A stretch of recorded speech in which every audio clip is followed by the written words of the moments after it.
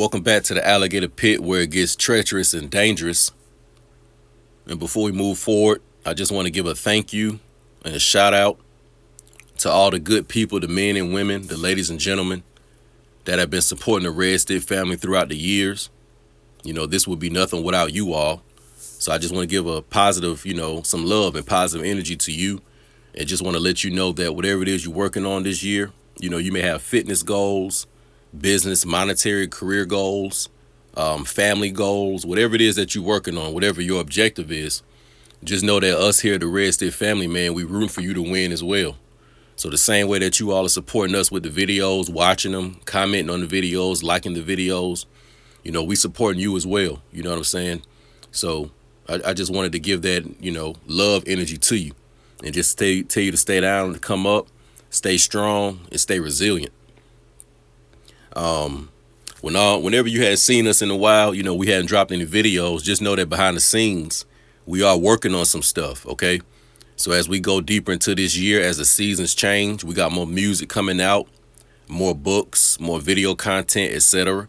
So we definitely appreciate your patience, and we appreciate you keeping the page alive, okay? Because I see a lot of you all still are commenting on the videos and, maybe sharing them with friends and family. So, once again, man, much gratitude, and, we would be nothing without you all right? Also, too, I see a lot of you all are still commenting on Brother Amin's music over on the Red Stick family page. Just want to give you a salute from him, and from myself and the rest of the brothers. We appreciate that as well. So all of you all that still are listening to Amin's music over on the Red Stick family page, definitely want to give love to you, man, for that. So what I want to do in this video is we're going to briefly talk about a comment that I saw in one of the older videos. And I thought it would be something good to, just have a quick fireside chat with you about it. All right. So these last couple of years, or however long you've been on your journey, a lot of us have put in great investigation when it comes to, our true history and our status and standing in this country. And a lot of us have found out things that were, some of it felt good and some of it didn't feel good. Okay. One of the major things that's very important is that most of us, that, identify themselves as a so-called Black American, we have found out that we have lineage, bloodline ties, and heritage ties to the Americas and North America, okay? So we're not foreigners on this land. We have a, long history and a long tradition of our people being here and establishing civilization for thousands of years. So there should be a lot of pride and dignity that you have in that you are on your homeland, all right? Just think about a lot of the deportation and, getting rid of some of these so-called illegal aliens or people that are, quote unquote, illegal immigrants here in this country. The truth is that if the United States could have gotten rid of so-called Black Americans a long time ago, trust me, they would have. If there was another country or some other continent that our people came from and we were illegally in America, we would have been sent out a long time ago, okay?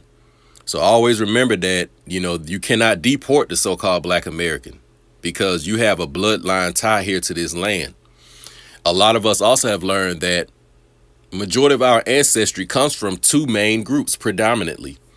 It comes from the indigenous American tribes that were throughout the, North America.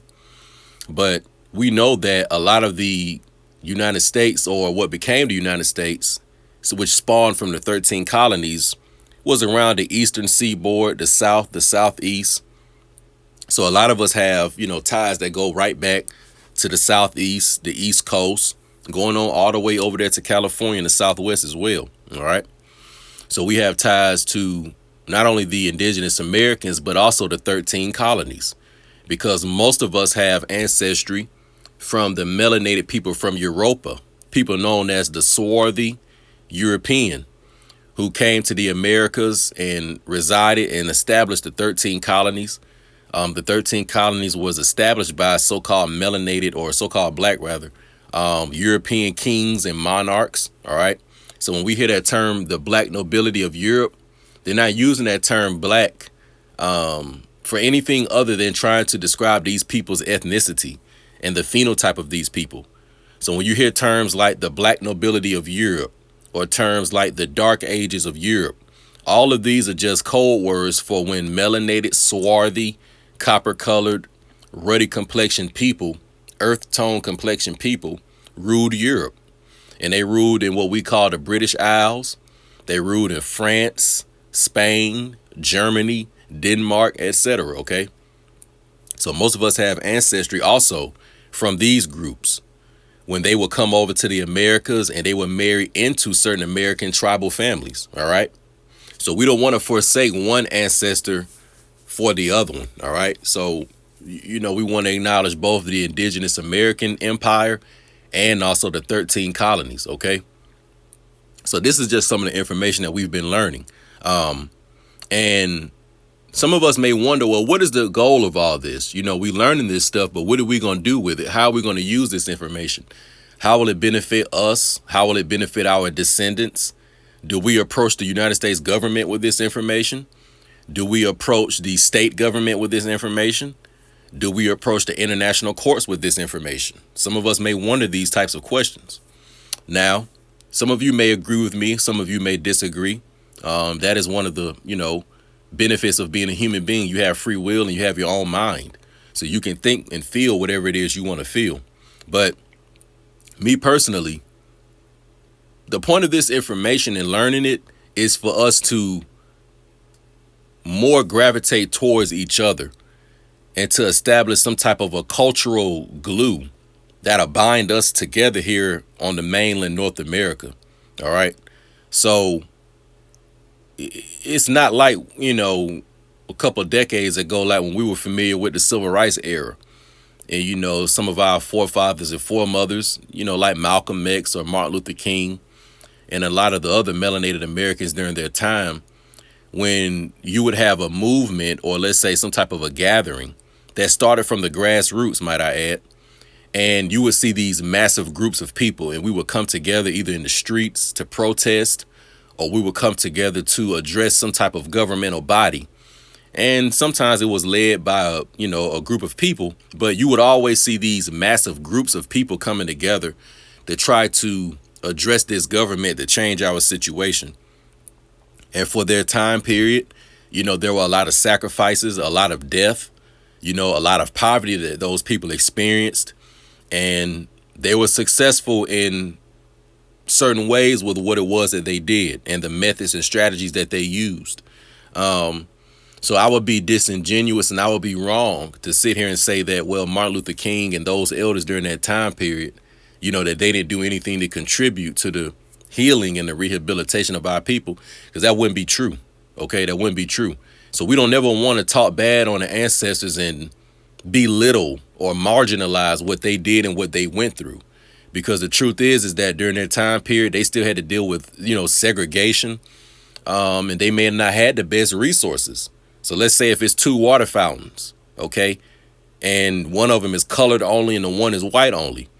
How do we know that the colored only water fountain one connected to some, polluted water or something like that, or the water fountain wasn't clean?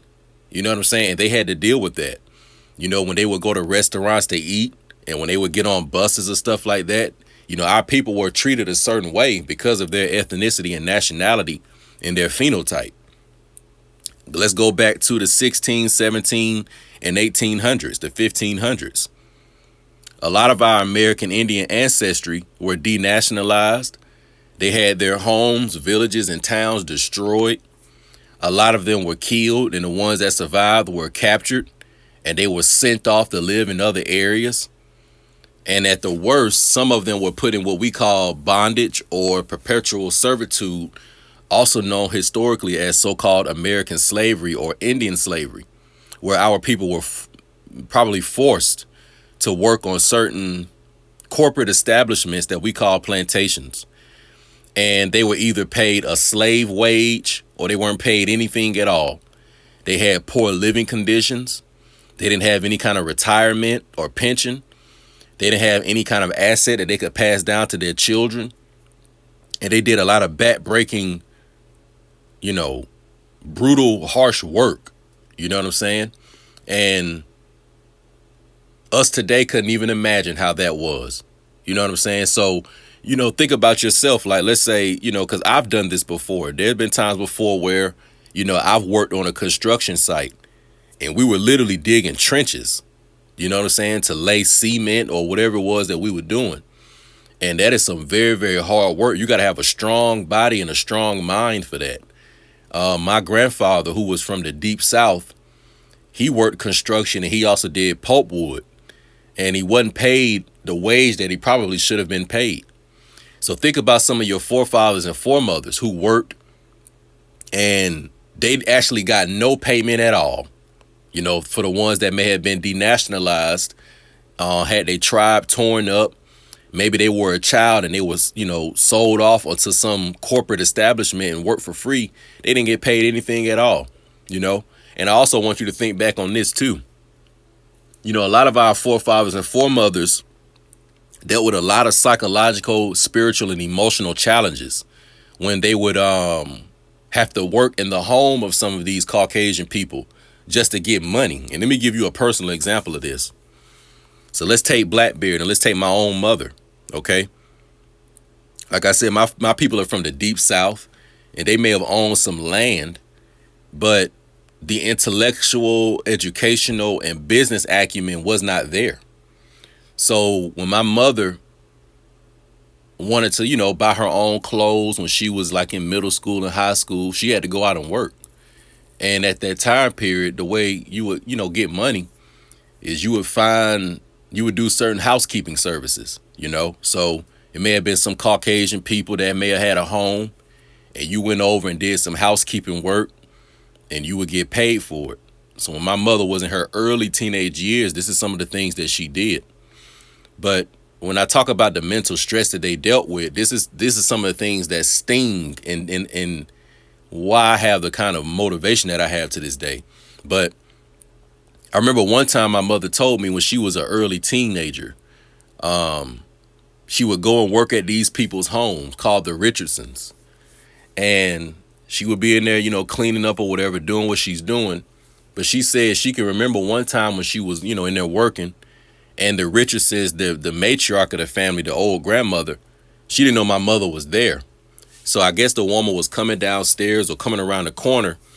And she was talking to one of her other Caucasian family members. And she made a statement. She asked him, she said, "Is your little nigger here today?" Not even knowing that my mother was in there working or whatever. You know what I'm saying? So the old Caucasian woman, she called my mother a nigger. And my mother had to mentally and emotionally deal with that. Now, mind you, that happened to my mother in her teenage years. All right. My mother is in her 60s today, and she still remembers that. Another story that stings is this same family. They had a little, I guess you can call it grocery. All right. And my mother said that during that time period, you could put things on like a tab or a bill and credit was established. And then you can come back and pay it later on, right? So she said she was working in the grocery once and her father, which was my grandfather, who also worked for this same Caucasian man's pulpwood company. My father came in and got some groceries and he put it on a tab. But I guess the old so-called white man, saw him getting the items and leaving. And then he asked, "Hey, Warren, did you pay for that or whatever?" And then he said, my daughter wrote it down on the credit list and he went on about his business and stuff. But you see, it's that type of stuff and them stories that I've heard in my family that sting me to this day. And they create a volcanic fire of motivation and inspiration to establish, something new. Because like I said, our forefathers and our foremothers went through a lot of hardship. And they went through a lot of things that are very, very negative, okay?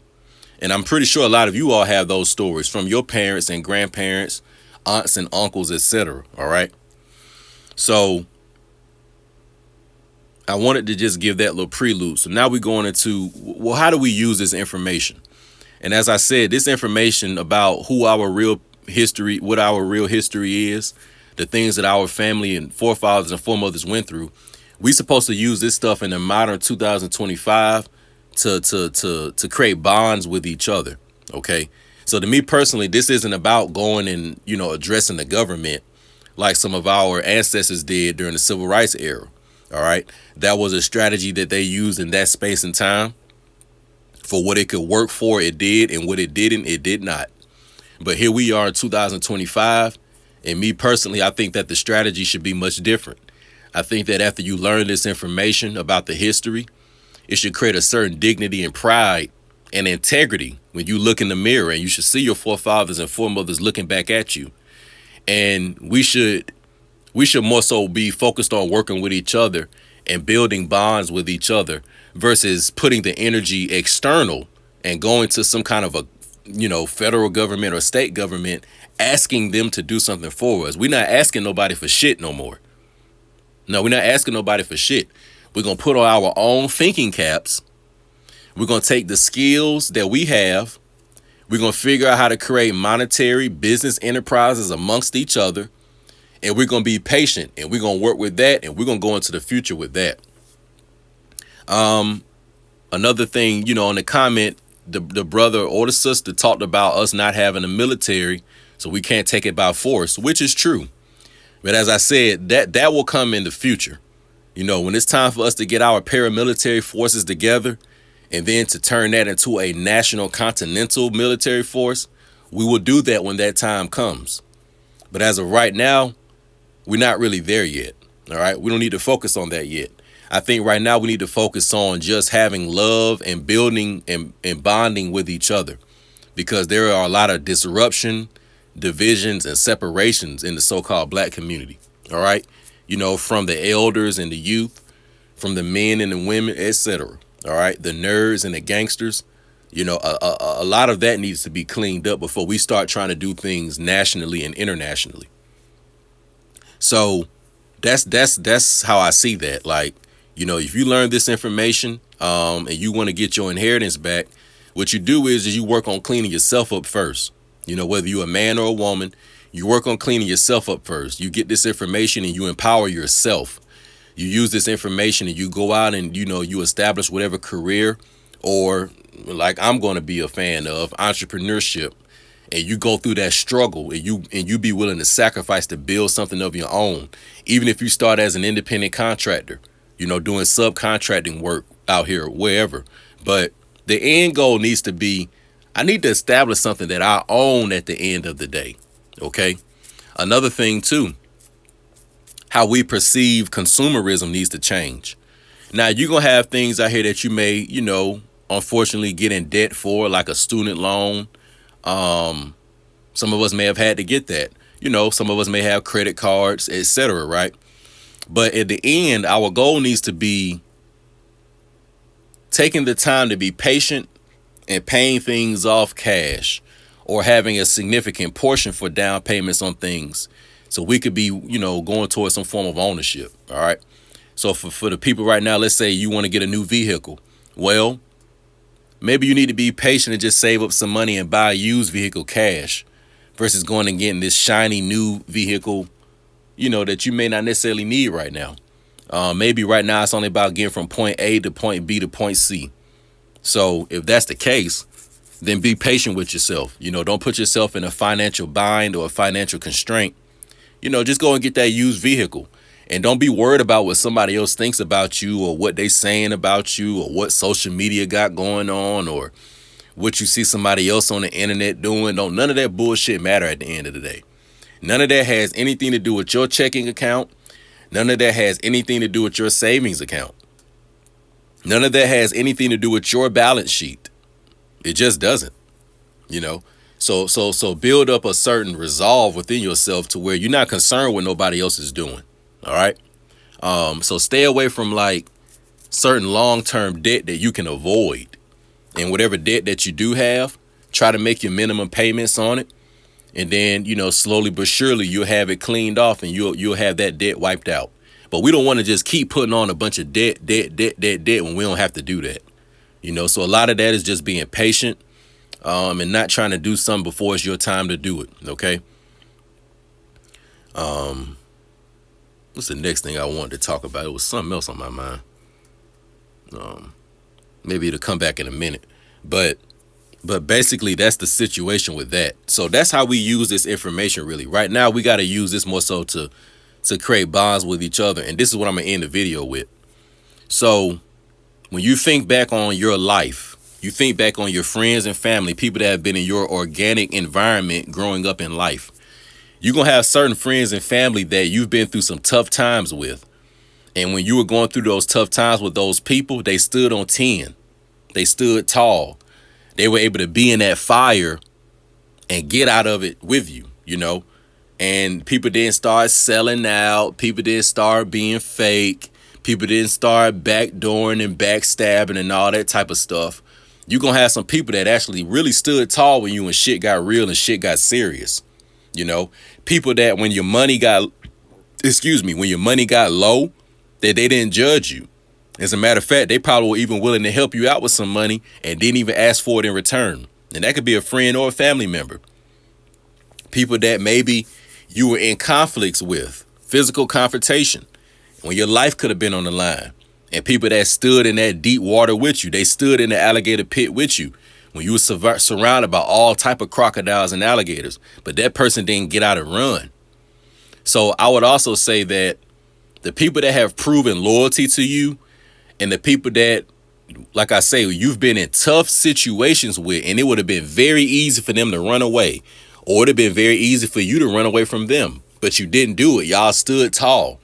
Kind of think back on in the Old Testament, in the book of Daniel, when Nebuchadnezzar was forcing the Israelite people to bow down to that false idol and that false statue. But you had those 3 Hebrew brothers that said, we're not bowing down to none of this cap shit, this fake shit. And they were willing to be thrown in the fire together. And while they were in that fire, they survived it. And the angel preserved them. So whoever are your Hebrew brothers, you know what I'm saying? Whoever are your American brothers or American sisters that stood in that fire with you, and when shit got real and shit got tough, they didn't run away. They didn't leave you stranded. Nah, you stay there with them people, and them the ones you're supposed to be bonding with and rocking out with. Them the ones you're supposed to be sharing this information with. Them the ones you're supposed to be building business with. Them the ones you're supposed to be building a small paramilitary force with. So this ain't about no we shall overcome and the March on Washington and you out there with all these hundreds or thousands of black people, so-called black people. You don't know who these people are. You don't know what kind of loyalty and integrity these people have. And most importantly, when shit hit the fan, you don't know how them folks gonna respond.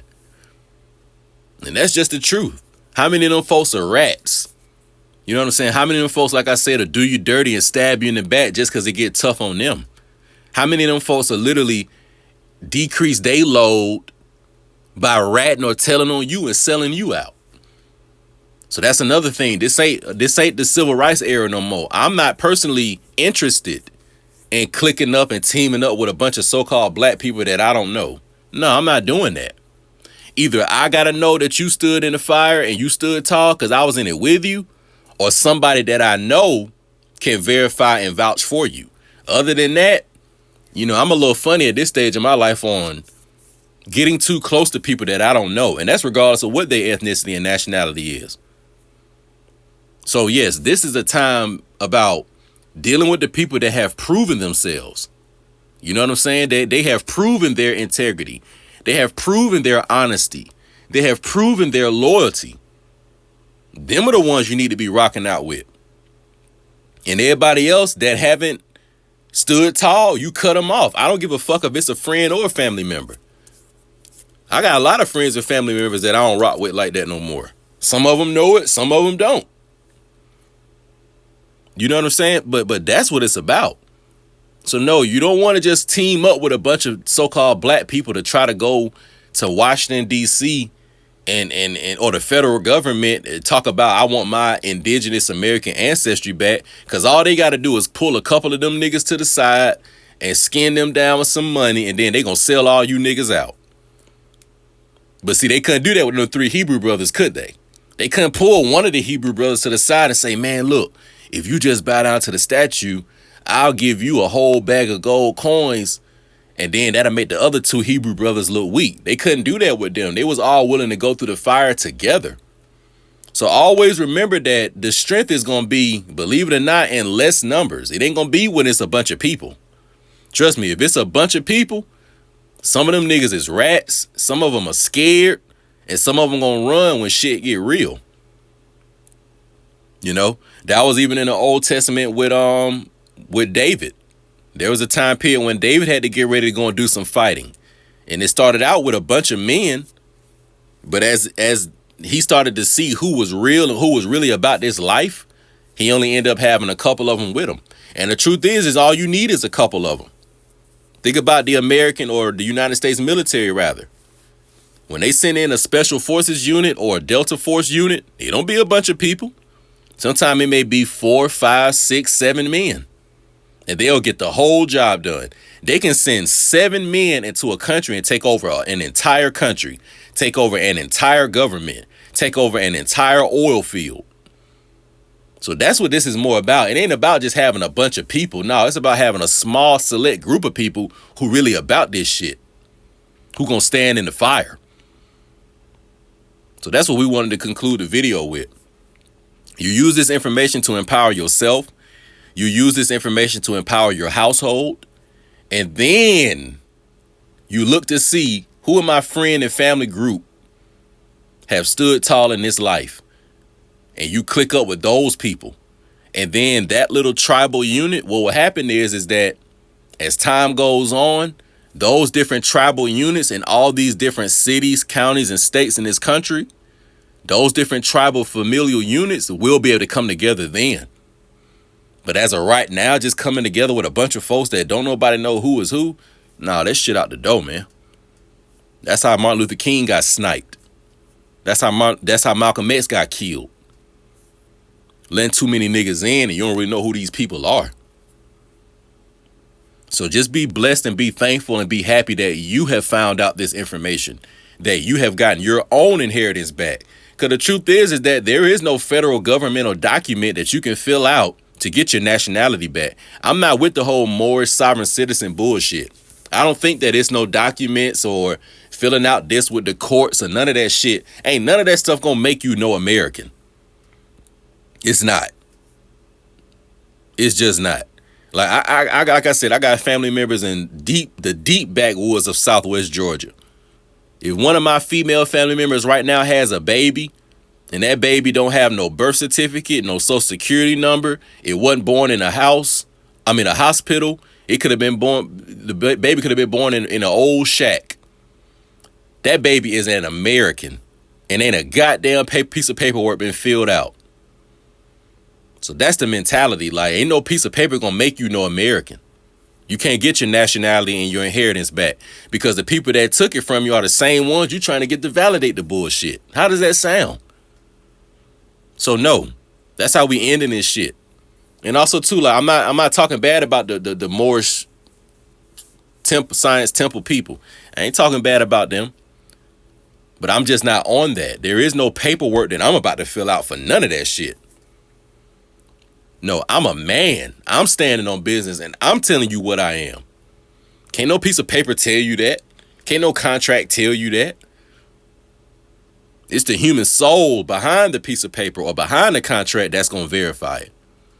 And if you still at a certain stage in this development or this growth and you feel like you need the government to validate you feeling like you are a true indigenous American or a true American national, then you got some soul searching to do. You got a lot of soul searching to do. Okay? As soon as my mother told me my ancestry, that's where it ended, right there. There is no book, no government piece of paper gonna be stronger than anything that my mother and my father and my parents and my family members have told me about who I am, about my ethnicity and my nationality. So you should have that same confidence in yourself. So we need to retain the power within ourselves. This thing is about retaining the energy within ourselves. This ain't about going out and trying to, this ain't about that, man. Because all that shit do is attract a bunch of rats anyway, a bunch of rats and vermin. And it's enough of that. So major salute, love to the people. Y'all tell me what you think in the comment section. We out.